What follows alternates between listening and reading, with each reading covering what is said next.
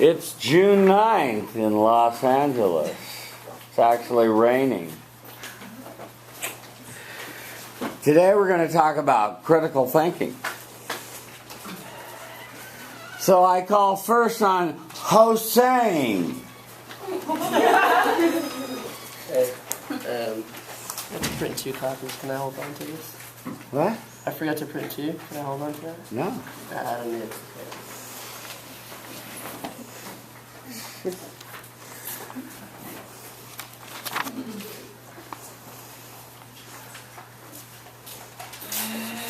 Okay, you're real tall, so I need you to be toward the screen, and I will back into you. Sorry.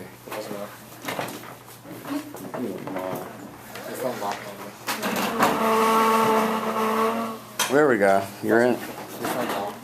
Oh. There you go. Yeah, I can see that.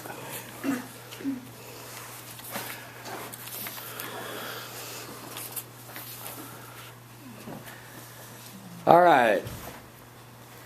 He's managing attention, communicating respect non-verbally to his audience, saying to himself, I respect you.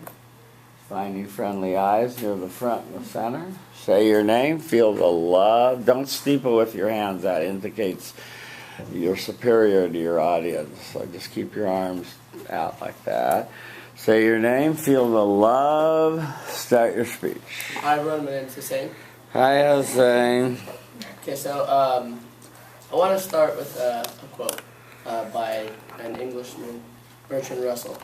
He says, "The problem with the world is that the stupid are so cocksure and the intelligent are always unsure." Well, what I've learned in this class through debating climate change, a topic that most of us were once pretty sure about but now are probably unsure, filled with doubt, I would respond to that quote with, maybe that's exactly what the world needs. Critical thinking really is the ability to hold 2 ideas simultaneously, look at both from every perspective, and make a conscious, educated decision. I think it's something that as students we would have said prior to this class that we all practice. We're all critical thinkers, and we try to apply it to every topic. But really, this class opened our eyes to the fact that it's very easy to become indoctrinated into a certain way of thinking. And a lot of times it happens without us even knowing.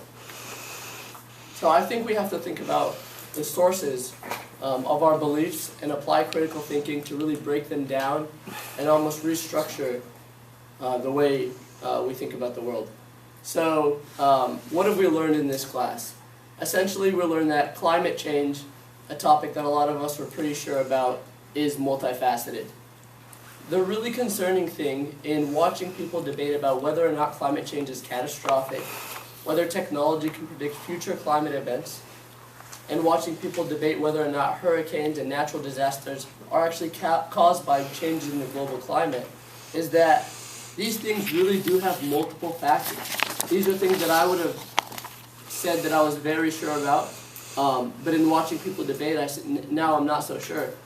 And it really begs the question, how many other beliefs that we hold have we not applied critical thinking to, and now we forget that they're actually multifaceted. So I think in the article, Teaching Critical Thinking, we're really able to look at critical thinking from a unique lens.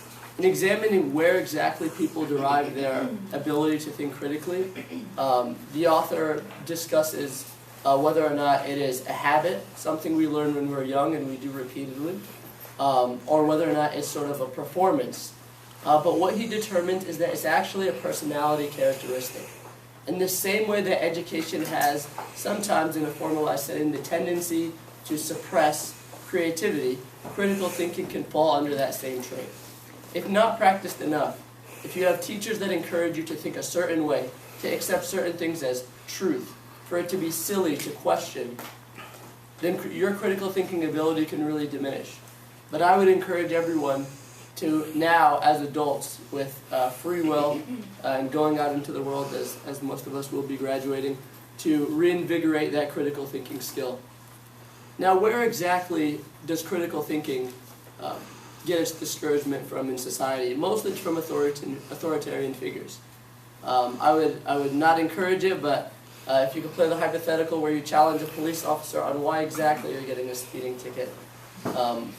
Actually, data shows that accidents go down in societies that don't have a speeding limit. So for you to challenge an authoritarian figure, you'd probably be met with resistance. And I've actually been in this situation where in class I've challenged something a teacher said and said, I don't think this is actually correct, and I'm reprimanded for it. And of course I fear for my grade. So I think when you look to our authoritarian figures to inform our use of critical thinking, that's when things get dangerous. And I started with a quote from an Englishman, and I want to end with a quote from an Englishman to say that maybe challenging authority isn't so bad. The quote is from George Orwell, author of 1989, where he says, in a world where there's universal lies, telling the truth can become a revolutionary act. So I encourage everyone here to start their own personal revolution, think critically, and don't be afraid to seek truth.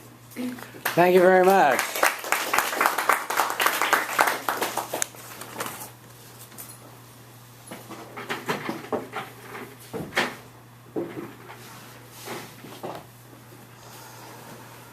Okay, next we'll have morale.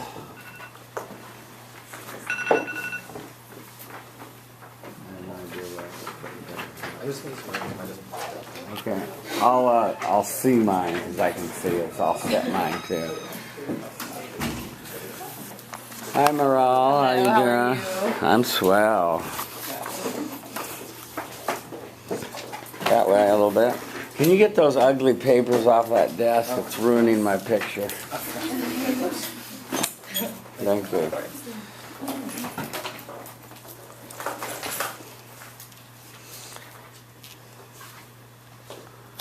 And we're rolling. This is morale. Hi, everybody.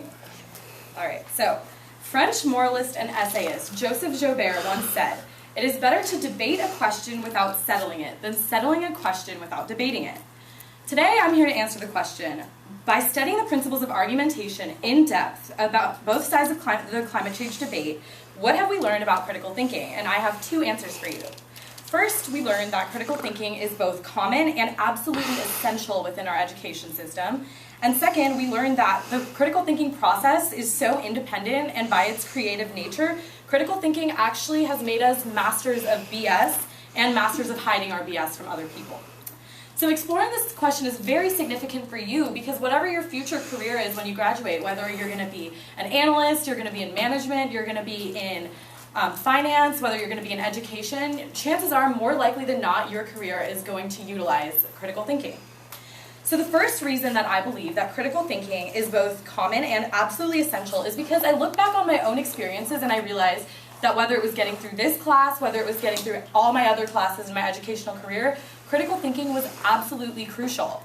And then you have people like John Passmore who are arguing, okay, critical thinking is a character trait. Critical thinking is a critical spirit. One thing that he was saying that really I'm going to focus on was how he was arguing that teachers these days don't really allow for a critical thinking spirit in their classroom because of the fact that they teach to syllabus and they teach to structure. But I actually completely disagree with that because while I was growing up, whether it was my third grade English class or my high school senior calculus class, my teachers were always encouraging me to think critically. And that actually brings me to a point. I also disagree with Milgram 100% because if you apply what he was saying to this situation, it would be that you're kind of scared to think critically in the face of authority, which would in this case be a teacher or a professor. Maybe I was lucky, but I was encouraged while I was growing up, while I was going through school. My AP US history teacher, for example, my junior year of high school, AP US history, a very fact-based class. He even would get up in front of the class and say, if you want to challenge anything I'm saying, assertions, like ask questions, please, let's have an open discussion. So I was always kind of raised like that. And I know a lot of you are thinking, okay, maybe she was just lucky. Maybe I am a unique case. I didn't go to your guys' schools.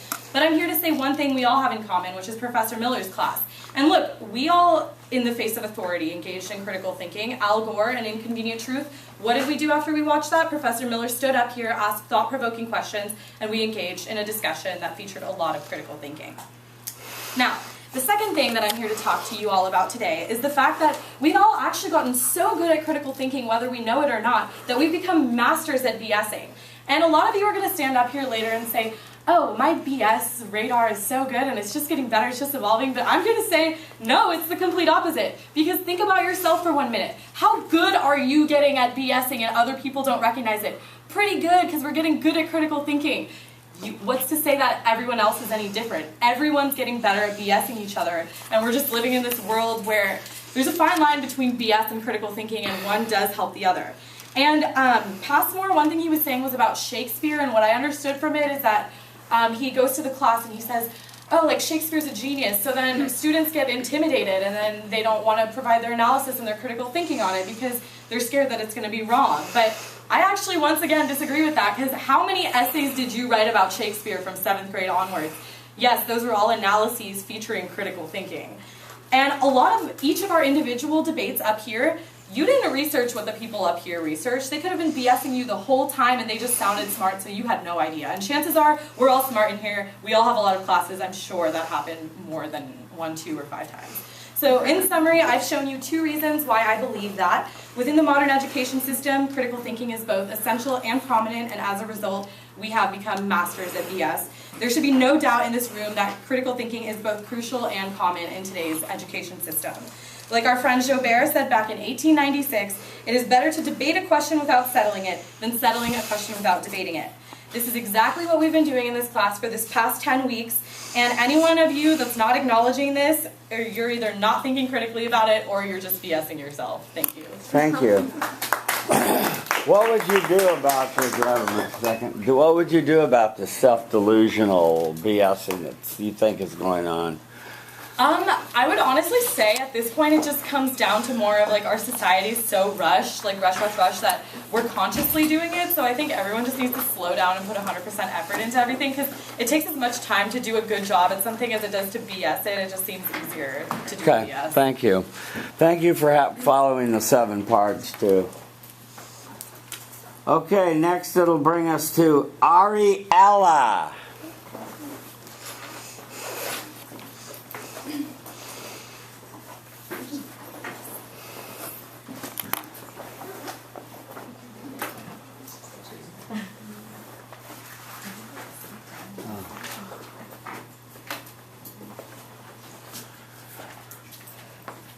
Thank you.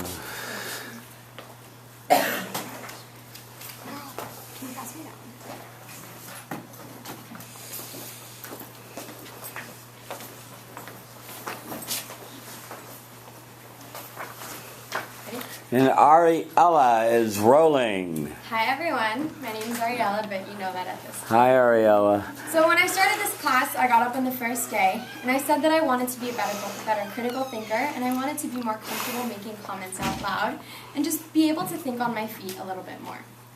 I went to a high school where critical thinking was 100% important in everything that we did. Our teachers actually wanted us to argue and debate during classes, and our principal had an open door policy, which meant that if we didn't like something that was going on in the school, from the dress code policy to the amount of time we had at lunch to something that a teacher was doing, his door was open and we could go in at any time and just have a critical and constructive conversation with him. I got really comfortable doing this, and it got to a point where I was becoming bigoted and I wasn't thinking properly, and I was just too cocky and arrogant, and I wasn't actually engaging in critical thinking. I didn't realize this until after I left high school, and the reality of the world outside of my small private school bubble really hit me. It's okay to be critical and have a nice conversation with someone, but there's a fine line between being overly critical and argumentative and making points when you don't really have anything to say. I had fallen into that trap, and I had gotten so comfortable that arguing and debating had become a habit, and I was responding before I was even hearing what the people were saying. And Passmore talks about this in his article, and he says that you get to a point where it's a habit and this is a problem.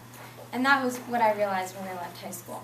And so instead of working to balance, I decided to completely cut myself off and just be really passive in everything that I did. I thought that it was the way to mend a few of my relationships and just be more comfortable and kind of have everyone around me be a little bit happier. And so I would hear people arguing, and I would work so hard to suppress myself because it took everything inside of me to not automatically respond and to talk back to what they were saying. But I got to the point where I was too comfortable being passive, and I completely stopped critically thinking.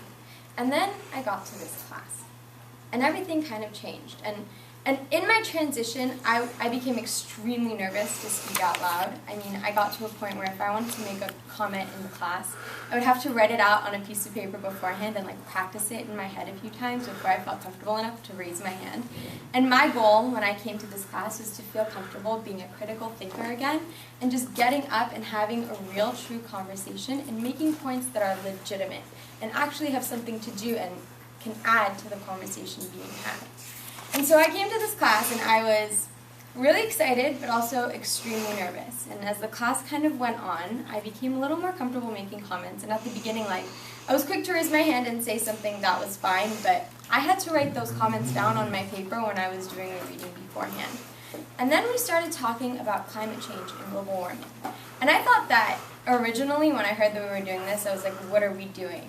And I didn't like it because I didn't think that I would actually be able to learn anything from it. But the fact was I didn't really know anything about climate change and global warming, and it actually helped me become a better critical thinker. And I was more comfortable making arguments and saying speeches in class. And then my debate came around. And I had told myself that I was going to be completely extemporaneous in my delivery and I wasn't going to read from the paper, and we all saw how well that went. Because 45 minutes before the class, I got so nervous that I sat there and wrote out a speech. And then I didn't really practice it, so I sat here looking up and looking down and looking up and looking down, and I didn't realize I was doing that until I saw it on the recording later. But after I gave my speech, it was kind of like something inside of me came open and the floodgates reopened, and I realized that critical thinking is actually not so difficult. It does involve being courageous and thinking outside of the box, like Passmore says in his article. But you also have to take the first step and lead that initiative and be okay doing it. And I kind of felt this sudden shift when I got up and did my cross-examination and I answered those questions extemporaneously. And I recognized that I had been so nervous, but the fact that I didn't have a paper to rely on and all I had was this knowledge that I had learned how to be critical, it led me to be able to do it. And I think that this is a really important tool, and I think it's really apropos that I learned it in my last quarter here at UCLA, just as I'm about to graduate. But I also realized that in critical thinking comes the ability to detect BS in other people. And I'm not going to say that my BS detector is 100% done and ready, and I think that that's something that I need to keep practicing. But I am so thankful that this class has given me the tools to once again feel comfortable thinking critically and engaging in conversations and arguments that are constructive and actually have a real point and a start and a beginning. So thank you guys for giving me the opportunity to do this and for being your policy leader. I really, really appreciated it. Thank you. That's 5 minutes. Okay, good. All right, thank you, Ariela. Let's hear from Shazuki. Shazuki. Okay. No, that's Charlie, right? Yes.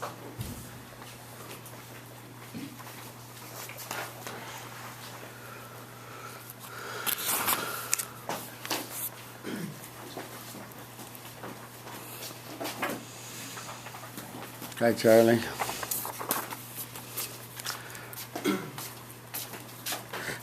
Stand back a little, pull that desk back a little more toward the, yeah.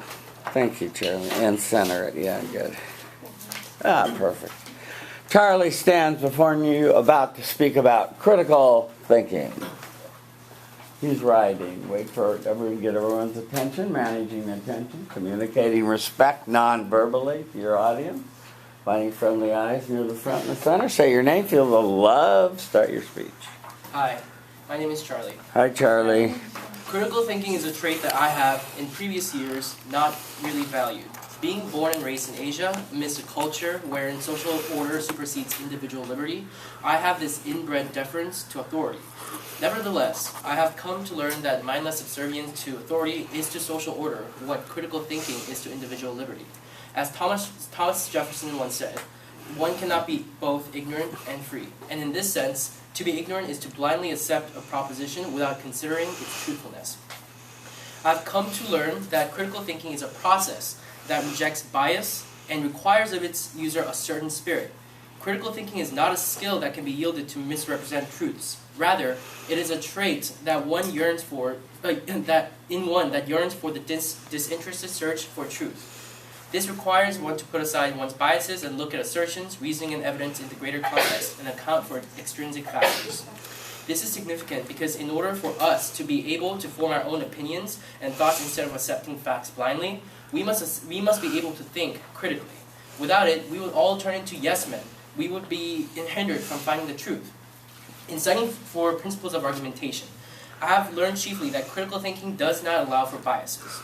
In high school, my biology teacher has stated that it is an incontrovertible fact that global warming exists and that its ramifications is imminently unavoidable.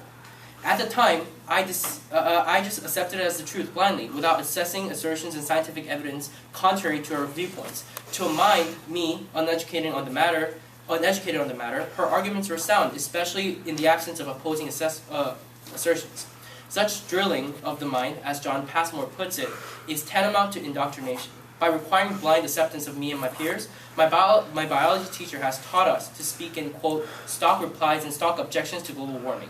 However, I have come to remedy this lack of critical thinking by scrutinizing climate change in principles of argumentation. I have witnessed 8 different debates regarding climate change and partook in one, which has not altered my viewpoint, but rather altered how I reach that viewpoint. As I observed arguments, assertions, reasoning, and evidence made by 2 opposing parties in several debates, I have chiefly learned that a matter as complicated as climate change can never be defined in clear-cut, black and white manner. Even though facts in and of themselves are truthful, they can represent a bigger picture that may not be as truthful. An argument can manipulate a fact, its underlying assumptions, and its shortcomings to deliver a pre-packaged viewpoint that is easily consumable by its audience. Therefore, what I learned about critical thinking is that one must not fall victim to a viewpoint polarization that results in uncritical and unenlightened neglect of an opposing viewpoint. A critical decision is made when, considering all factors involved, the decision remains consistent with the most compelling of evidences, and is able to hold itself up to reputation. Furthermore, critical thinking is not a skill, but a spirit. Critical thinking involves more than an acquired skill to question at the mirror side of an argument. As Passmore has claimed, a quasi-critical thinking skill allows one to be, quote, capable of analyzing certain fallacy, and someone who possesses such skill can misuse it to effectively conceal his or her own fallacies. However, the critical spirit does not lend itself to be misused. Critical thinking, at its core, promotes a, quote, disinterested attempt at finding the truth. Therefore, one cannot be said to be thinking critically if one uses the skill of identifying fallacies to further one's own agenda by highlighting the opponent's fallacies and hiding one's own. In addition, one element I have added to my BS detector is the rejection of cookie-cutter and stock assertions, reasoning, and evidence. Nowadays, when I hear someone claim, scientists say, my BS detector rings. In effect, I'm detecting BS in the assumption that what all scientists say must be incontrovertibly true, when such is not the case. Scientists are not the ultimate authority we must adhere to without second thought. Scientists are human beings, and as with any other human beings, they have personal biases and agendas that may subvert the process of search for knowledge. In summary, I have shown you what critical thinking is. It is the unbiased process of making an informed decision when faced with contending information. One mustn't apply passion in critical thinking, one must apply reason. Critical thinking is not a skill, as skill implies that it can be used for nefarious purposes. Everything considered, I am still an adherent to the theory of global warming, but after taking this class, I've come to realize that imminent ramifications of global warming is not as dire as I thought it to be. I had to actively fight my bias to reach this critical decision, but I'm glad I did. In other words, I believe in global warming, but I'm no longer an extreme alarmist. Thank you. Thank you. I have a quick question for you in your remaining 5 seconds, Charlie. The authorities in your life or are they a barrier to you anymore, or less a barrier to you now? Well, I think I've gotten less fearful of questioning them. Like, I think that I've learned that as long as I question them with a degree of respect, they won't Right. shut me down immediately. They'll consider my points. Good, thank you. Thank you, Charlie. Oh, that's not. Okay. That will bring us to Jonathan. No Jonathan? Okay, good. Good. Hi, Jonathan. How you doing? Good, how are you? Good. Self-evaluation. Thank you.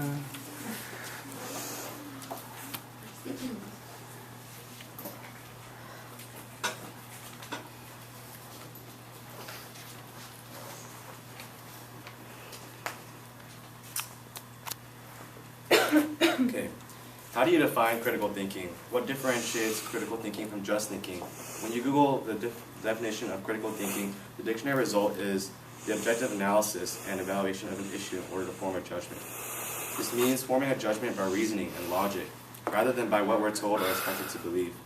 We should question issues not blindly or out of a conditioned habit, but with purpose, like Passmore mentions in his essay. In doing so, we can properly analyze issues before we make up our minds about them. There are 4 standards of judgment and argumentation. We'll use them to derive the definition of critical thinking. The first is the convention of bilateralism, which states an argument requires 2 or more sides to be an argument. Acknowledging this also entails acknowledging that presented arguments can be examined and challenged by others. Second is the convention of self-risk. This standard states that when you agree to an argument, you run the risk of your arguments being attacked. Both of these standards deal with the core of critical thinking, the critique.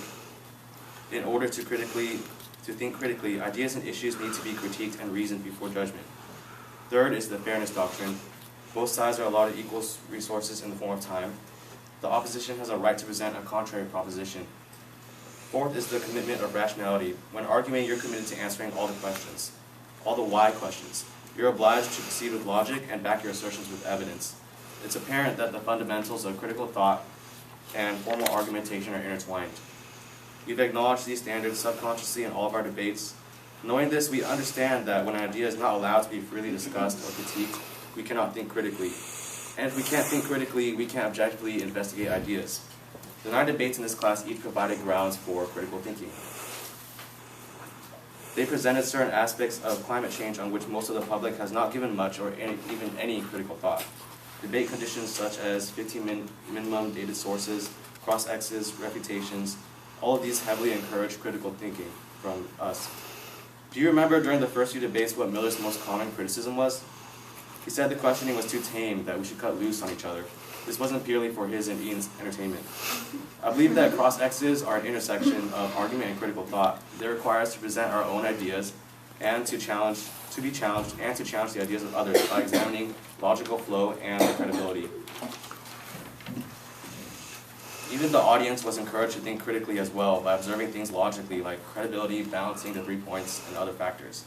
The requirement that we always provide a logical basis for our votes also facilitated critical thinking. Ironically, blindly following these requirements pushed our class to discuss topics more freely and more independently. By employing critical thought more often, I think our BS detectors have become more active, not necessarily evolved or improved. We now know to better judge credibility based on multiple factors. Although we acknowledge that charm is an important aspect to credibility, charm is still just that, just one aspect. When presented alone, charm without substance becomes very apparent and very thin. A similar condition applies for evidence. Data or examples are not nearly as solid without logic to back them or flow to string them together. By increasing our critical thought and consequently improving our BS detectors, we're more able to make informed judgments on future debates. We're more likely to look objectively past a politician's guise or an alarmist call on the local news and make our own decisions rationally. This evolution is evidenced by our class survey results. Our week-one results were overwhelming with support that global warming poses an imminent catastrophe and that global warming is the United States' immediate priority. Fast forward to week 10, we've seen most of these topics presented in the debates, had time to form our own beliefs via critical thought. You can see a shift away from the media's alarmist view, which suggests that people personalize their stances after giving a topic some thought of their own. Knowing all of this, why doesn't everyone think critically? Well, there are obstacles that inhibit learning of this skill, this trait. Passmore outlines several of these in his essay, but two in particular stood out to me. The first obstacle is that critical thinking isn't exactly a skill that's taught, it's more of a habit that's fostered. He states that a student's tendency to think critically should be fostered frequently and early on, alongside the drilling of their basic knowledge. Complications arise with the second obstacle. The vast majority of educators aren't trained to foster critical thinking. In Passmore's words, they concentrate their efforts on preparing their pupils for examinations rather than fostering critical thinking. Thankfully, Professor Miller was able to foster my neglected habit of critical thinking, and I hope he could do the same for all of you. Thank you. One quick question in the remaining 15 seconds you have. Authorities and their role in your ability to think critically? Yeah.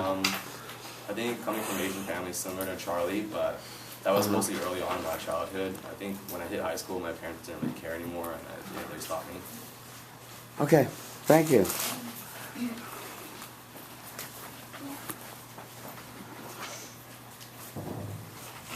That'll bring us to Stephanie.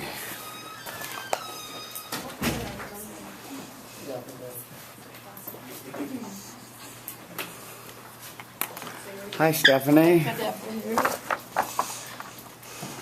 What is this? 30 seconds. Oh, okay. I thought I meant to eat it. That's a problem.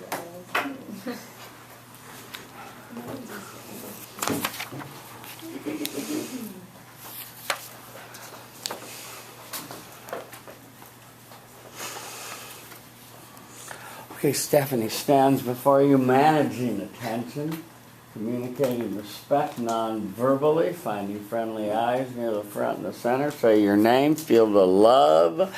Start your speech. Hi, I'm Stephanie. Okay. Hi, Stephanie. So, how many of you prefer multiple choice tests over essay exams? Okay. So, over the weekend, I asked two 6th graders the same question, and the answer was, unsurprisingly, multiple choice tests. And their reason was, the answers are right there, and with essay exams, they don't always know which direction to go, and there's no direct rules for them to follow. And I think that maybe you guys were shy, but a lot of us probably feel the same way. We kind of feel nervous and overwhelmed when a teacher says think critically, because there are no really direct rules or instructions to follow. But I think that herein lies the value of critical thinking, is that despite this uncertainty or puzzlement that may accompany not knowing the direction to always take, that we still must ask those questions and attempt to answer them. So unlike in a multiple choice test, where the answers are right there just waiting to be discovered, critical thinking and answering an essay question entail coming up and creating your own answers. And so Passmore tries to face and answer this conundrum, where it seems that critical thinking is so essential to the learning process, yet it's something difficult to teach. Like, you can't just give rules and like how you teach someone to ride a bike, because then a lot of the value of critical thinking would be lost. Everyone would be going the same direction. So today, I'm going to be relying a lot on Passmore's article in articulating what I've come to learn about critical thinking, what I think we now know, and then lastly, how my BS detector has evolved. This is extremely significant to all of us, because despite the ending of this class, critical thinking is something that is going to follow us throughout our entire lives, and it should. And it helps us in our understanding the world and discussing topics such as global warming. So he puts forth a rough definition of critical thinking. He says that critical thinking is not just being a skeptic and asking a lot of questions, but rather it's asking questions of even that which is seen as most basic, as most fundamental. And he says, in trying to account or to explain how we can teach critical thinking, I'd like to compare it to the relationship between a gardener and a plant. So a gardener provides food and nutrients and sunlight to their plant, but then they have to take a step back and allow the plant to grow on its own. And I think in many ways that's what Professor Miller did. And at first it was kind of stressful for me, but because he provided us all these strategies, the PowerPoints, it just felt like a lot of info, a lot of information. But it was my failure to recognize that critical thinking is an individual process. The gardener can help the plant, but the plant then has to take initiative and take activity on its own. And that's what critical thinking entails. And so you may ask, well, what do we now know? Because a lot of us are even more confused, I think, about, well, we don't necessarily know the answer to all of these questions posed throughout the class. But if we remember Passmore, he distinguishes between two types of problems. One, the questions where the teacher knows the answer, and then the other where they don't know the answer. And I think the question posed for this class was one of the latter types of questions. But the fact that there's no single answer to the question should not be indicative of a lack of knowledge on our part, rather quite the contrary. We now know the types of questions to ask. We know what research is relevant. And this is a result of even greater knowledge than we had previously. And so then, in regards to my BS detector, originally, unfortunately, it was like a fire detector, kind of in a sense, that I would hear certain key words or phrases and it would go off like a fire detector, like a habit, or, you know. But a BS detector should be something that is ingrained within us, like as rational agents. It should be something that allows us to always kind of be on our toes, ready to question, ready to think critically about even those things that authorities claim to be true or that is the status quo. Because if we think about it, a lot of times our BS detectors do become silenced in the face of the status quo or common popular notions. But if we look back in history, slavery and the belief that women were lesser than men, these were all considered the norm and the status quo. Now, what would have happened if people's BS detectors did not eventually go off in the face of this status quo? And I'd like to argue that it's probably just the fact that it stayed a part of history and was prevalent for so long is that people's BS detectors didn't go off during this time. And so BS detector is being willing to question in the face of the status quo. And as Passmore states, for to exhibit a critical spirit, one must be alert to the possibility that the established norms ought to be rejected, that the rules ought to be changed. So although I cannot hope to have persuaded you of the value of essay exams over multiple choice tests, because I realize that would be a very difficult task, I do hope that the next time you do have a multiple choice test, you don't relish in it just simply because the answers are right there, but rather you realize that some of the most important and significant questions are those which have no single answer. Thank you. Thank you very much. Okay, good coverage. Well-timed and well-structured. Okay, that brings us to Guyana.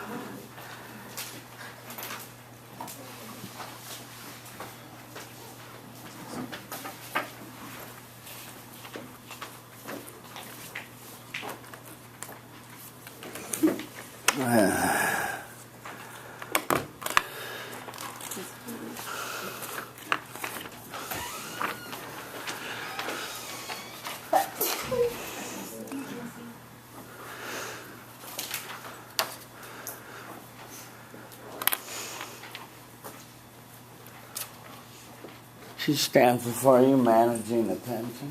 He's writing, communicating respect non-verbally to your audience, finding friendly eyes near the front and the center. Say your name, feel the love.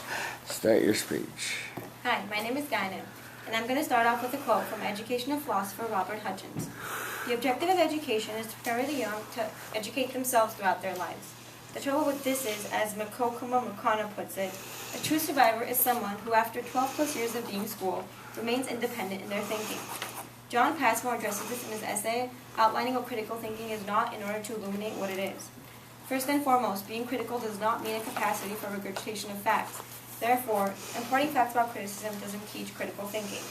Secondly, being critical is not exactly a habit because habits usually need less conscious attention.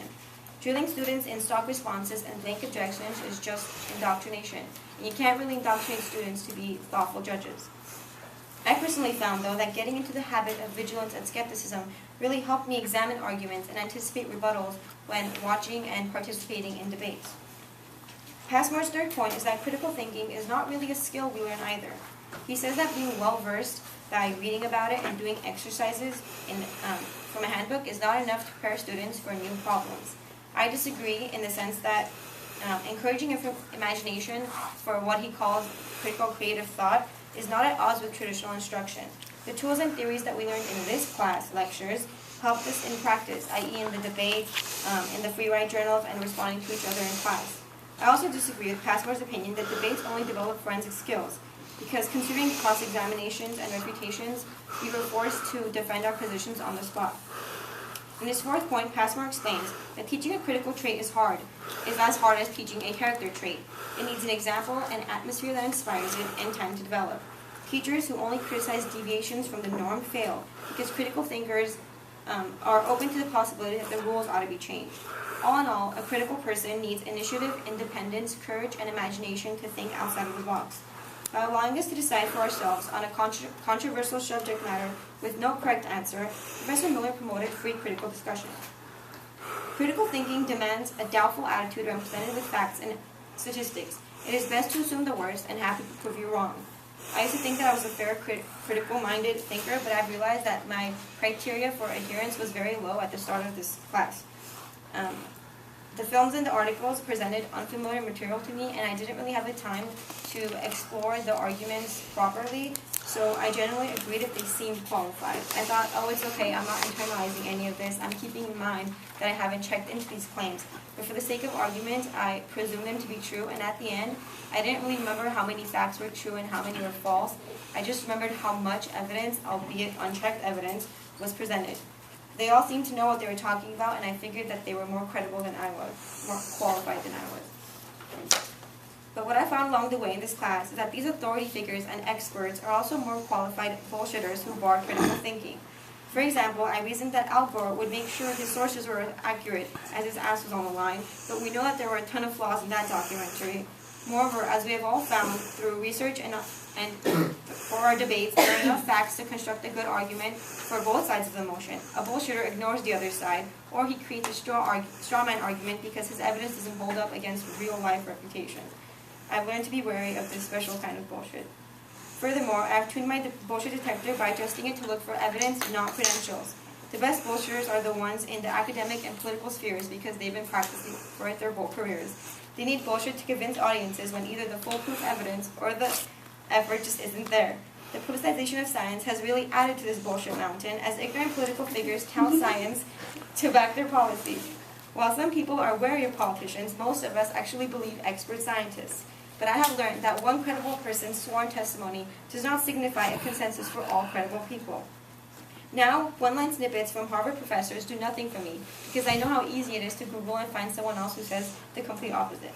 I've also learned through research and from my classmates that you can manipulate statistics and results to indicate just about anything. And after seeing via our debates, the assigned reading articles, and writing journals, how opposing sides can use the exact same evidence to support the complete opposite claims, I've lost faith in both statistics and studies.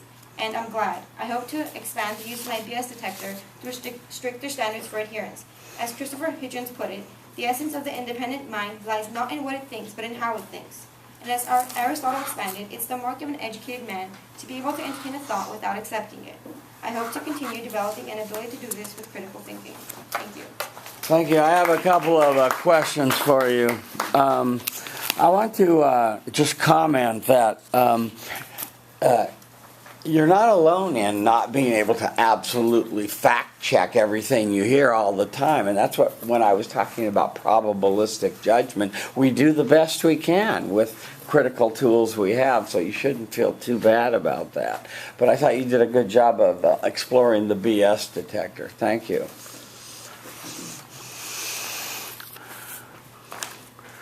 That will bring us to Jasmine.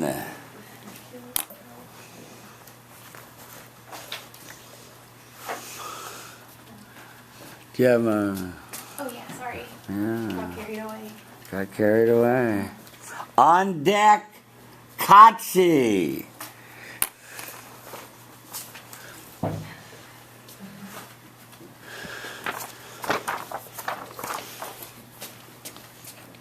Hello, my name is Jasmine. Hi, Jasmine. Okay. When there is more CO2, the temperatures get warmer. That is what Al Gore told us in The Inconvenient Truth, and he told us it was a fact. Now, I am just a student, and Al Gore was once the vice president, so to me, I was not going to question the fact that the vice president was presenting to me. It was the truth. But I did consider myself a critical thinker still, and so to me, my critical thinking was looking at his arguments and disagreeing with a few things. So that's what I did. I watched the film, I made a point to disagree with a few of the things he said, but I overall decided that I was still on his side. Now, having chosen my side when we were going to watch the Great Global Warming Swindle, I wasn't really sure what I was in for. But then scientists told us, we've seen CO2 levels increase rapidly, but temperatures are decreasing. Therefore, we cannot say that CO2 levels and temperatures go together. I was faced with a lot of logical arguments again in another movie, again with a lot of credible sources. I found myself really undecided on which stance I was going to take because I had two opposing arguments, both with reasonable logic and credible sources. What I did not realize then was that my evaluation of both arguments was the actual critical thinking process. Part of my internal conflict was due to my weak BS detector. My biggest problem is that I do have a hard time straying away from the norms of knowledge, and I have a hard time questioning authority. That was nothing I ever practiced before. But from reading materials, class debates, and Passmore's essay, I have learned that critical thinking does take the questioning of authority and sources. It takes straying from the norms of knowledge, and it takes putting aside your prior beliefs and viewing a topic with an open mind. Knowing these things has given me a better understanding of how my BS detector can be used to critically think, and it has given me a better understanding of the critical thinking process in general. Like I said, in order to be critical thinkers, we need to be able to challenge authority. In John Passmore's essay on teaching to be critical, he discusses the educational system and its hierarchy. It is a hierarchy of students reporting to teachers and teachers reporting to principals and so on. This hierarchy encourages teachers to do what Passmore calls teach to test. We follow the syllabus and we memorize these standards. In order for students to pass a test, we have to know what the teacher wants us to know. Passmore tells us that it makes us habitual to look towards the teachers and authorities to tell us what is right or wrong. I realized this during the debates since everybody had sources to back up their claims and to tell you that this is why it's right. It's because of the authority. This is also when I realized that the word authority does not mean facts, which is what I thought prior. Now that I am aware of how instinctually we trust authorities for answers, my BS detector has grown. I will not be blindly swayed when I hear the word NASA backing something up or Harvard professor. The next thing I realize is that part of the critically thinking process is straying from the norms of knowledge. As I recall earlier, I easily granted adherence to the inconvenient truth because to me the global warming catastrophe was generally accepted knowledge. The problem with accepting the norm of knowledge is that I refused to look at the argument of the opposing side. I thought I was already critically thinking by looking at the side that I believed and just disagreeing with a few things or trying to find errors in their arguments. But I did not consider that I had to look at, the other argument. Passmore explains that I was using critical skill and not critical thinking. By not straying from the norms, we will never see the other side of the argument. This was seen in our group debates in class. I think many of us never considered the opposite side of a certain argument, and we always came in with a disposition believing one, and we are all forced to listen to the other side, and that's when the critical thinking process began. So it does take straying from norms to realize that there is another side to things, and without that we can't critically think. The last thing I realized about the critical thinking process is that you have to be open-minded and hear both sides of an argument. In order to critically think, Passmore says that we must freely partake in critical discussion and put our prior beliefs aside. This was my favorite part of the debates because I got to practice something that I had never practiced before. By putting aside my prior beliefs, I was forced to consider statements that oppose my knowledge, and that is where I found myself truly critically thinking. I've now come to embrace the indecision I felt watching the Great Global Warming Swindle and the Inconvenient Truth because I can now embrace the critical thinking process. As we have learned, critical thinking is about using your BS detector. It is about questioning authority and straying from norms, and it is about putting aside your prior beliefs and looking at something with an open mind. In conclusion, I do want to continue to practice those and continue to practice my using my BS detector to be a better critical thinker.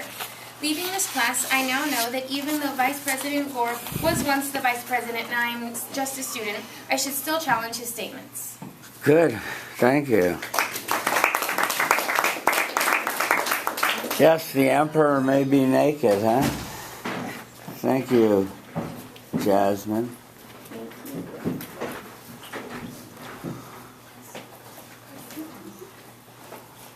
Okay, Katty, and on deck, Colleen.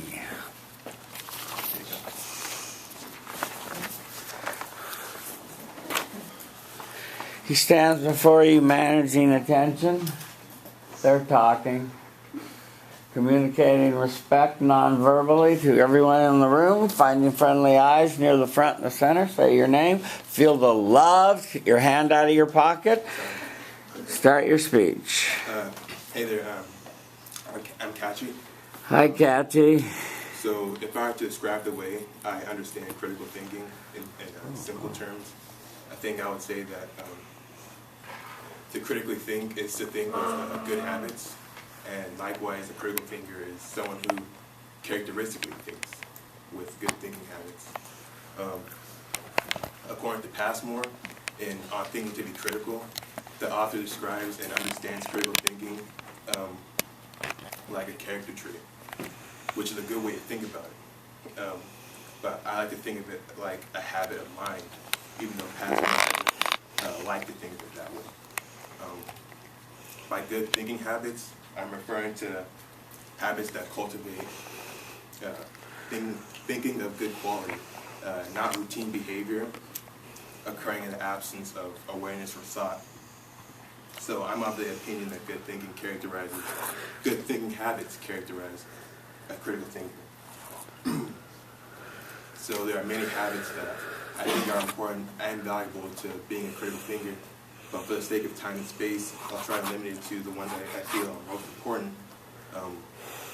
Generally, those habits include, but are not limited to, accepting new evidence, contrary to the way you believe, a willingness to reconsider and potentially even abandon beliefs when presented with sufficient evidence to the contrary, and accordingly modifying your beliefs when they are not consistent with reality. So I think critical thinking is also characterized by certain attitudes, as well as certain habits. These include thinking in an open-minded way, or in a way that is receptive to alternative or different possibilities, and not thinking in ways that reinforce your existing biases. Next is thinking in a fair-minded way, which involves evaluating your beliefs in a balanced way despite your pre-existing biases. I think there are mainly two types of biases. There are others, but the ones I'm going to be considering are intentional bias and unintentional bias. Unintentional biases are biases that are completely out of your control, simply for the fact that we are human, which makes it impossible to consider things outside of our own perspectives. And intentional biases, refusing to consider the possible merits of alternative points of view. Being fair-minded means being aware of and recognizing unintentional bias and avoiding and controlling intentional biases. And finally, the last attitude is thinking in a skeptical way, or thinking with a healthy attitude of doubt. I'll go into detail about this later. So regarding my BS detector, I think it refers to, if I'm not mistaken, I think it refers to the ability to recognize and be skeptical of claims with questionable legitimacy. In which case, it's hard for me to say exactly how my BS detector evolved, but in terms of how to expand your BS detector, I would say the best weapon against BS would be skepticism. It involves challenging the beliefs of others and insisting that they show how they arrived at what they believe, or in other words, showing their work. Beliefs that are well supported and consistent with reality should be believed, and beliefs that don't meet these criteria should be abandoned. All beliefs, including your own, should be questioned and examined on a regular basis. No belief is too good to be questioned. A quote I like from Richard Feynman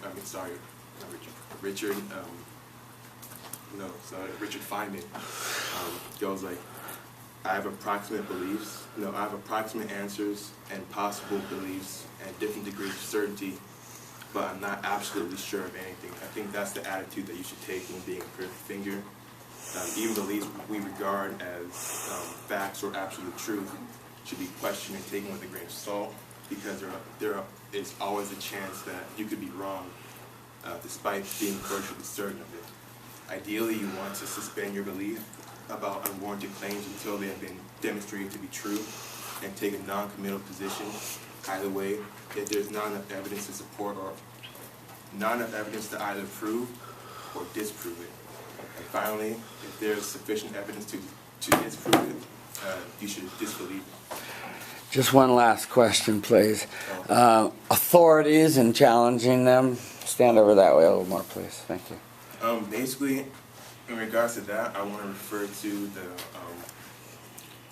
the argument from authority, the fallacy where just because an authority figure claims it's true doesn't guarantee that it's true, but merely it kind of just reinforces it. So let's say 97% of all scientists believe that global warming exists.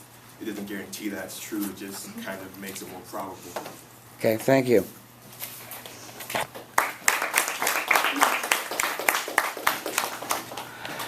Okay, that will bring us to Colleen. Colleen.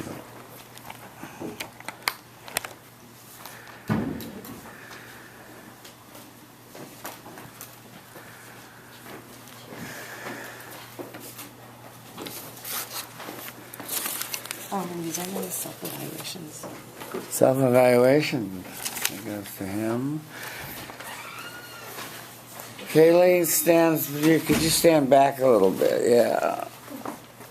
Managing attention, communicating respect, finding friendly eyes near the front and the center. You're tall. Say your name, feel the love, start your speech. Hi, my name's Colleen. Hi, Colleen. So when I first enrolled in this class, I had I had an opinion on global warming, and that is that I didn't have an opinion and thought that it didn't matter, so I didn't think much about it. And then going through this class, really when I started researching for my debate, I realized that my opinion was not justified because I didn't really know anything about global warming. And then I realized the more I researched, and even through our debate and listening to other people's debates, I really did start critically thinking about global warming and questioning people's arguments, questioning my own arguments, looking at evidence and trying to come up with an opinion. So I realized that critical thinking is crucial to making a decision. And without critical thinking, our decisions and arguments look really weak and unreliable. And I've experienced throughout my life and in this class both my experience with critical thinking and my arguments looking reliable, and then when I don't critical think and I try to make an argument and I look absolutely terrible, and I'm sure that's when all your BS detectors are like, oh, she's BSing us. So through this class, really when I started writing this paper on critical thinking, I realized that unlike Ariela and Moral, I haven't really been encouraged to critical think throughout my life. And it wasn't like explicitly like, no, don't critical think or don't question this. I just realized that the different schools I went to, I lived in Lebanon and in Saudi Arabia for most of my life, and my parents are both Lebanese. So there's very much this culture of just like, you get information, you do what you're said, and that's it. Like you memorize and you move on. I realized that I did critical think, but I kept my opinions to myself and thought they were insignificant. So I did question things, but never voiced that I was questioning things. So I was never really encouraged to critical think until I think probably college, a little bit in high school, but not really. And I never really thought of critical thinking as like a thing. You know, like I never realized it was something that people talk about or write essays about or whatever. Which made me realize about the authorities in my life. And I boiled it down to three main authorities, which are my parents, professors, and my boss at work. And I realized my parents sometimes I do question, because I mean I think everyone's experienced this, like when you're little you don't really question your parents, but as you get older and start like learning things from people that are not your parents, you realize that they don't know everything and you like start questioning them. So I'm more likely to question my parents, but I do listen to them like out of respect.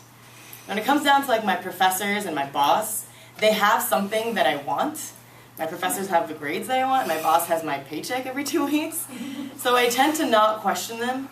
But I realized, like, if it was something, they were asking me to do something extreme, I would definitely be questioning that. Like the Milgram experiment, I feel like I'd be one of the few that would be questioning it, and like, that person's like in pain, I don't want to do this. So I realized I do critical think. A lot of times I just suppress it when it comes to authorities. But recently I've been bringing it up more. So in class, researching and debating really made me think, like critically think, because I didn't care about global warming and I thought it didn't matter. But then after researching things, I was like, wow, this does matter. And it made it even harder because I had to debate a side that I didn't agree with. So I thought that I wouldn't be able to like successfully bring an argument. But then after reading evidence and like questioning the other side's evidence, it made me think that there are other options, which made it harder for me to make a decision, but I'm glad it did. And then one instance where I failed to critical think was during my cross-examination in my first debate. I think Lexi asked me about greenhouse gases, and I totally just like brain farted. I don't know if you all saw it. I don't know what happened, and like I couldn't answer it. And from your comments, and I knew this was going to happen, I knew that I appeared unreliable and my argument looked weak. And I think that's an effect of not critically thinking. I noticed that it happens in my everyday life too. Have you guys ever been to Yamato's? Yeah. So I went there the other day, and they charged me for my entire party's bill. So I went back to get my money, and the waiter that they brought, like, I don't even think he thought about it. He was just like, oh, that's not my fault, it's your bank's fault. And I was like, what are you saying? So, like, I realized, like, he just kept saying the same argument, and I'm like, you're totally bullshitting me right now. Like, this was your fault, just admit it. So I realized there are certain things that people do that, like, ups my BS detector. It's like, they're clearly lying, and, like, they haven't thought about this. And then I realized at the same time, if they're a good BSer and a good critical thinker, then they're going to appear reliable, and so my BS detector is not perfect in that sense, but it's getting there. So Passmore said that it's a character trait to critical think, and I think in a sense he's right, but also I do think that it could be a skill that you can like hone and like build to become a critical thinker. I don't think it's just something that, you know, a person is just a critical thinker. So in conclusion, I think that critical thinking is crucial to making solid decisions and arguments in terms of debating, and without it, I think our arguments and decisions are not reliable and accurate. Thank you. Appreciate it.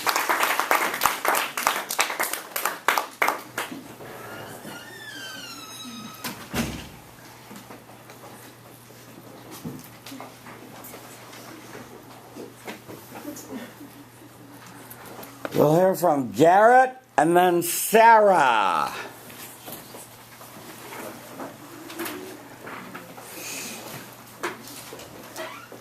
Sweetie.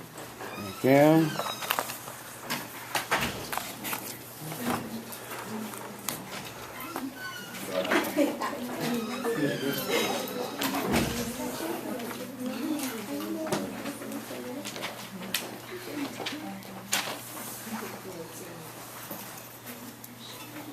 A little bit that way. Yeah. A little bit this way. Yeah, perfect.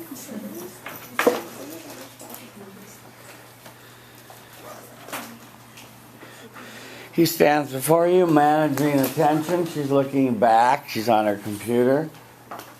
Communicating respect non-verbally to everybody in the room. Finding friendly eyes near the front and the center. There's no one's taking notes on this, so there's no reason to have your laptops open, so just close them, please. Yeah, and your telephone should be away. This is taped, so you'll be able to see it all when I send you the link. Say your name, feel the love, start your speech. Hi, I'm Garrett. Hi, Garrett. Hello, everybody. So I've started off my last few speeches up here with a quote by the same guy. So I thought it was only a tradition that I should probably keep it going. He's a good guy. He's a good guy. He's a great guy. He's a great orator, and he is the author of the recommended reading for this course, so I thought I might as well. And Guyan actually used the same quote, but it is, it's not in what the critical mind thinks, it is how it thinks. Which is another way of saying, I mean, these have major implications. I mean, everyone up here said generally the same thing about critical thinking, that it's good. And imagine if I was to say the opposite, say it's bad, don't critical think. Well, I'll get to that in a second. So, I think the implications of having critical thought are very important for our lives and to navigate through life. I think it's very necessary. So it's the only way we'll advance personally in life, and I think socially, as we've seen in different cases with civil rights. I mean, I'll cite that in a second. The lack of critical thinking is costly. I mean, just personally. If you are one of those, I mean, I'm not very certain on exactly what the global warming debate conclusion is, as I don't think anyone can truly know. I think you should always be, as critical thinkers, open to the possibility that you may be wrong. But if you do not think critically, you suffer the horrible possibility of becoming one of those brain-dead, sheep-like followers of a certain agenda that may not be true and may fight against the conclusion. So this has been seen with the Milgram experiment and the Holocaust. If you can imagine, you think, oh, it's crazy that someone can convince people that people are innately inferior, that we must sterilize them. That was let alone 60 years ago. Much different than today, what we live in now. So arbitrary laws can be set and blindly believing in authority without critical thinking. But with critical thinking, it's a self-refining system. It allows you to navigate through the politicians' claims like Al Gore, people that have something you want, like Steve Jobs, who wants to convince you on certain things that could be, I'd say, motivating, and can really cause a lot of horror. So it's a system that always questions, and it's always entertaining ideas to obtain truth conclusively. So it questions the status quo. It challenges authority. One of the most, I think we've learned from the Milgram experiment, and one of the most common themes of the class is that authority is a barrier to critical thinking. It's exactly what happened in the Holocaust. People were told, hey, do this job. You must do this job for your country. You must do this job for the scientists. You must do this job to live. That's no good. All right. So it's within critical thinking that you can entertain knowledge, seek truth, detect fallacies, and make inferences about decisions, and even withhold adherence. And I think that's very important to do. As John Passmore states in his essay, and I think this is very, very important, let me get to this. It is often in the course of exercising their skills that men and women, it's not in there, but of course I should have cleared discover the defects of accepted procedures and to finding an alternate procedure. And that is, ladies and gentlemen, something that you should do in your life, I think, even with your own personal views. And with global warming, whatever you believe in. Because you don't know if it's necessarily true. So question authority, question what your idea is, question all these things. Because you don't want to become one of those dead-eyed statistics that finally believe in bullshit, which I will get to in a second. I can never thank Professor Miller for taking off the rose-colored glasses on just the global warming debate. I used to look at Bill Nye and say, oh, of course the guy's true. I love Bill. And maybe he is. I'm still not sure. Maybe Al Gore is right. Maybe he's not. You know, I think the only way you'll ever discover any of these things is with critical thinking. And it's with critical thinking that the BS is brought out into the open. I'm not going to go over the process of it because that's all we've been doing so far in this class. And we're going to be doing it for another 2 hours, so get used to it. But the last thing I'm going to say is this. Critical thinking, as been taught by Professor Miller to a bunch of grown children, is that it can be taught to children. I'm not using that to disrespect you, ladies and gentlemen. I'll be that just nice. But it must be taught. It can be taught in an institution like this. It can also be taught to your cousins, to your kids, to anybody. I think it's very vital to do that. And I urge you all to take the risk of thinking for yourself, to challenge authority, to entertain ideas relentlessly. Much more beauty, truth, and wisdom will come to you this way. Thank you. Thank you.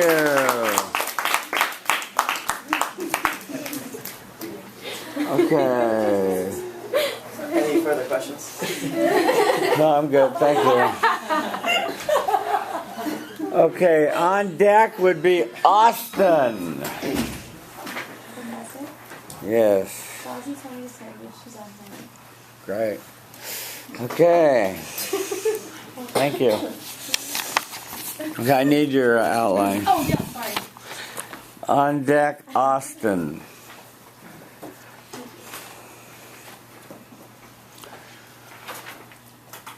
Thank you. She stands before you, managing attention. They're talking. Communicating respect, non-verbally. Finding friendly eyes near the front and the center. Say your name, feel the love. Start your speech. So when I was little, I believed in Santa. I believed in him because my parents told me to, and all my friends believed in him as well. And even though I thought it was kind of strange that he could get to every house in one night, I just ignored it. And when my older brother told me that he wasn't real, I told him he was being a stupid idiot. Well, after taking this class, I now realize that my beliefs about global warming, and other issues as well, were formed in a pretty similar way to my beliefs about Santa. So for me, this has been a really important understanding. I can honestly say that before this class, I had no idea that anyone credible really denied anthropogenic global warming. So just this realization was pivotal in me becoming a more critical individual. Specifically, through accepting that there were alternate perspectives, I learned to be open-minded. I then began to recognize flaws in the way I formed my own convictions. And finally, I gained the ability to objectively analyze and assess both sides of an argument, whether I agreed with them or not. And this is how I became a far more critical individual throughout this class. And this is important for all of us, because if we all blindly accept arguments and disregard anything that opposes them, then we're closing our mind to perspectives that actually might be more truthful. Now, John Passmore talks about teaching to be critical, and he says it's not really something that you can do through imparting facts or just reading about it in a book. But what he does say is that there's certain educational practices that can foster an environment that encourages critical thinking. And for me, this class was one of those environments. Professor Miller taught us different concepts in lecture, and then we had to apply these concepts to novel situations when building our case and in analysing other people's debates. He also followed Passmore's directive by asking open-ended questions that don't have definitive answers, or for which the answers might be controversial. So for each of us, we had to address these situations by thinking critically and by being creative. Now for me, the first step was really watching that great global warming swindle and realizing that those people that opposed my views were actually really credible. And this forced me to be open-minded, which, as our book says, is essential in being a critical thinker. It's more than just being tolerant. It's about being open to adopting a new perspective if that perspective has better argumentation and better evidence than your own. So after this, I began to think, well, what was it that was stopping me from being open-minded in the first place? More generally, what was it that was stopping me from being a critical thinker? And I did that journal assignment about authority. And I very quickly realized that, unlike many of my peers, I do not rebel against authority. I was that kid in elementary school hugging my teachers during recess. So just like those people in Milgram's experiment, I was blindly obedient to authority, and I realized that my views about global warming were simple regurgitations of what science teachers had told me, or what the media had told me. And as such, my BS detection was incredibly low.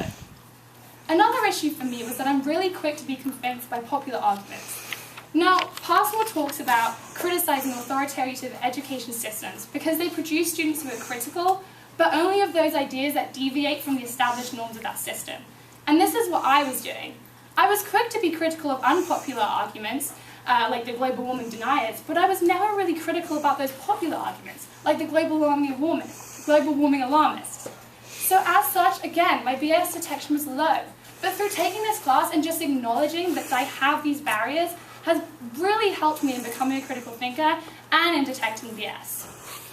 Finally, I've been able to analyze arguments that I may not agree with objectively. And I've been able to do this first through doing my own debate, where I had to argue something that I didn't really believe in, and I had to engage in critical thinking to come up with creative solutions. Also, just in judging your guys' debates, my BS detection improved hugely because I became well versed in common fallacies and common mistakes that are made in argumentation, thus allowing me to detect BS. So, in summary, throughout this class, I've learned to be open-minded. I've learned to recognize the flaws in my own convictions and barriers to my ability to critically think. And finally, I've been able to objectively analyze and assess arguments. So now let's go back to that view about Santa. It was something that was formed through authority. My parents told me all about it. It was formed through popular sentiment. Everyone else believed it. And I disregarded anyone or anything that stood in opposition to that belief. Well, now I realize that my beliefs about global warming and even other important issues were formed in the same way, from a blind adherence to authority and popular sentiment. But having taken this class, I'm now able to challenge assertions and demand evidence, and I hope to continue with this throughout my education. Thank you. Thank you, Sarah. Thank you for using the 7-part outline. Okay, next is Austin, followed by Matthias. Yeah.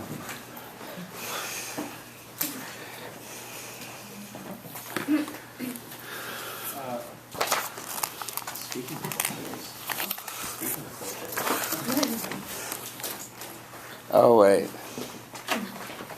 Wow. Can you stand nearest the screen? And yeah, I'm going to still have to adjust. What? No, not really. Look at this.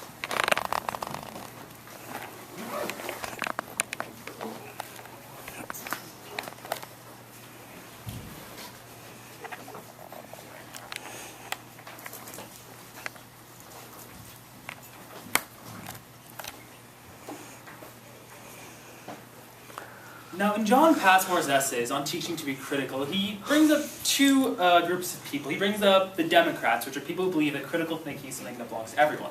And then he brings up something which I'll call basically the Autocrats, who believe that there are certain people to which critical thinking belongs, everyone else is just like their dolls or their puppets. So now, what I believe is I'm going to take the approach that really is unfavorable in especially college environments. And I'm going to say that critical thinking isn't something that everyone is going to always have, and you can't really strive for it. So saying this is something that's pretty bad, as most people would say, so I want to go and try to quantify this. So why do I think it's bad? So I think what it goes down to is critical thinking isn't something that can be taught. It's something that Passmore brings up in his articles.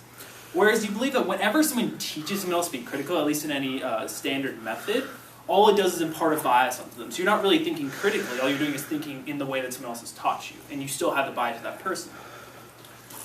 However, you can learn to think critically. I believe that it's something that's self-taught. So once you're, as Sarah just said, when you're put in the environment where you're forced to think critically, where you need to analyze arguments, where you need to basically think about what you're doing, then one can start to think critically. I mean, that's how no one starts out as a critical thinker, but eventually you do.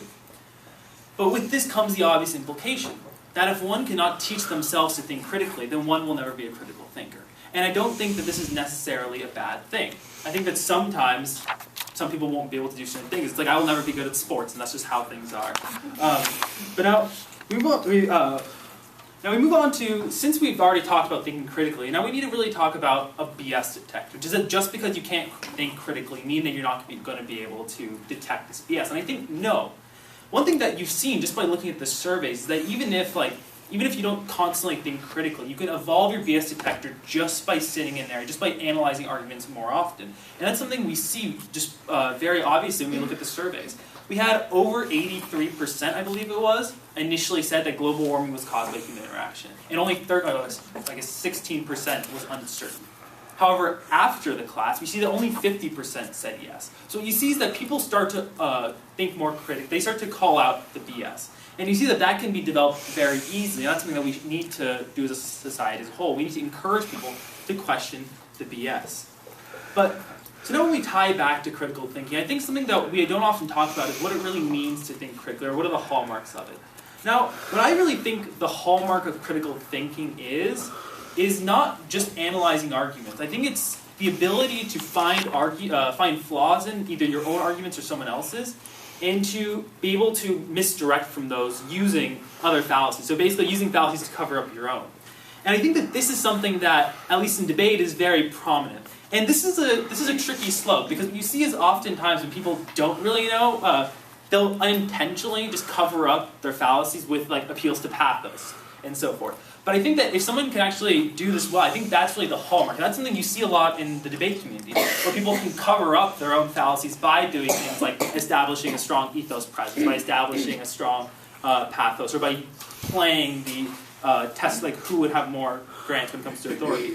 And so basically an example of that I thought was actually inside of my speech, and I just want to bring something up, was during my speech I called them out for a fallacy of an appeal to authority, where I multiple times said they've not brought up sources, all they did was appeal to authority by using these big names.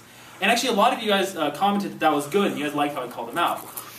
But really the only thing I did was point out their flaws to make myself seem more credible, and then I really provided no sources at all to back it up. So all I did was establish my own ethos to cover up my lack of actual evidence. And so I think that, I mean, not to toot my own, but I think that doing something like that is how you really establish critical thinking, by pointing out, by knowing your own flaws, and by covering them up later on. And I think that that really is the hallmark. And yeah, thank you guys for a good class. What was your time? What was your time? Yeah, 52 seconds. Let me ask you a few questions. The Passmore seems to. I assume you read the Passmore article closely and carefully. Passmore has a lot of, negation of what he says it's not. Right. And then he comes to what he, says it really is and what it really does. Do you agree or disagree with what he comes to as his final conclusion? Yes. I don't completely agree with him personally. Yeah. But I think I take a much stronger stance on it than Passmore would. Yeah. And I don't think that it's something that is very that can be fostered very easily. I think it's something that has to be a lot more self-done than with just putting them in the right environment. Okay, and were you implying that only the elites need to think critically and the masses are asses and the elites will take care of them? No, I think that those who do think critically are inherently elite. So that is what makes them elite. I think that being able to think critically is what makes you someone that should be able to make decisions. Okay. Yeah. Thank you.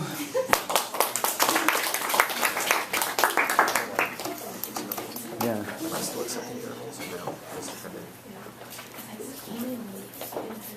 Yeah, sure. Thank you. See what? Yeah, go print it out.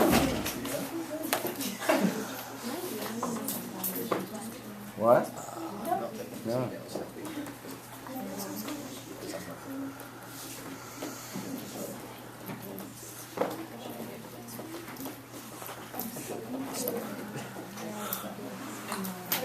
I'm sorry. Wait a minute. Oh, it's battery change time. Sorry. So while you're up there, bond with Natasha. Yeah, ask them how their day was, how their finals are going. Don't just be silent up there. How's your final going? Yeah.